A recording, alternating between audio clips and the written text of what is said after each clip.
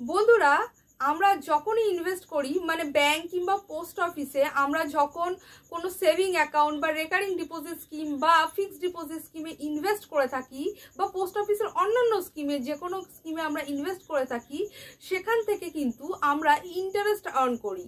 আর এই interest earn করার উপরে কিন্তু আমাদেরকে হয় টিডিএস পেমেন্ট করতে হয়, নইলে ইনকাম ট্যাক্স পেমেন্ট করতে হয়। তো সেইটার পরিমাণ কত আজকের এই ভিডিওতে আমরা ডিসকাস করব। নাম্বার 1 হচ্ছে সেভিং অ্যাকাউন্ট। বন্ধুরা, আমাদের প্রত্যেকের কাছে একটা সেভিং অ্যাকাউন্ট তো রয়েছেই, সেটা ব্যাংক হোক কিংবা পোস্ট অফিস। আর এই সেভিং অ্যাকাউন্ট থেকে যদি একটা গোটা ফিনান্সিয়াল ইয়ারে আপনারা যদি 10,000 টাকার অ্যাভভ ইন্টারেস্ট আর্ন করে থাকেন, সেক্ষেত্রে কিন্তু ইনকাম ট্যাক্স পেমেন্ট করতে হবে। কিন্তু 10,000 টাকা পর্যন্ত বা 10,000 টাকা নিচে যদি আপনারা ইন্টারেস্ট আর্ন করেন, তাহলে কোনো রকম ইনকাম ট্যাক্স আপনাদেরকে পেমেন্ট করতে হবে না।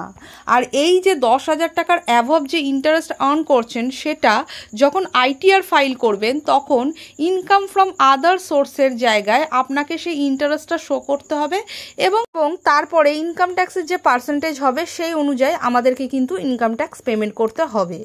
এবার সেকেন্ড হচ্ছে ফিক্সড ডিপোজিট, অর্থাৎ পোস্ট অফিস কিংবা ব্যাংকে আমরা যে এফডি বা টাইম ডিপোজিট করে থাকি তার উপরেও কিন্তু আমরা ইন্টারেস্ট আর্ন করে থাকি।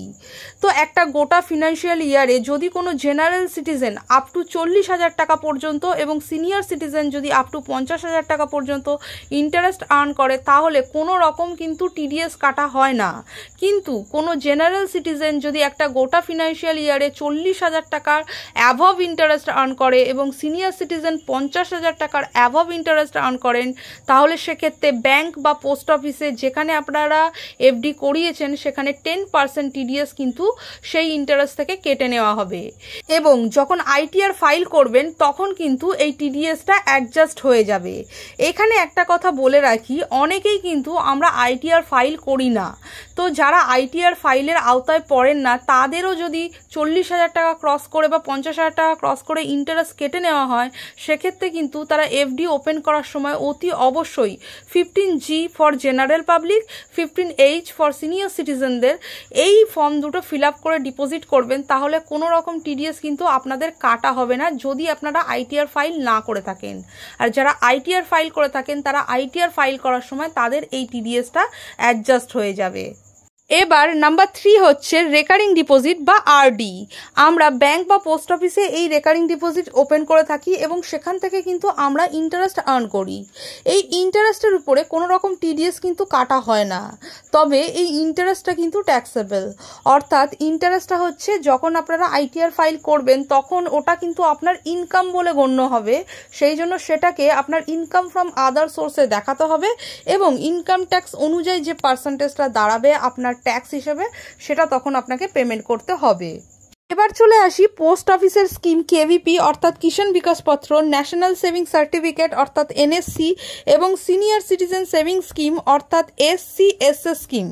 এই তিনটি স্কিম থেকে আপনারা যে ইন্টারেস্ট আর্ন করে থাকেন সেটাতে কিন্তু কোনো রকম ট্যাক্স রিবেট পাওয়া যায় না, সেটাও কিন্তু আপনার ইনকাম হিসেবে গণ্য হবে এখান থেকে যে ইন্টারেস্ট আপনারা আর্ন করছেন।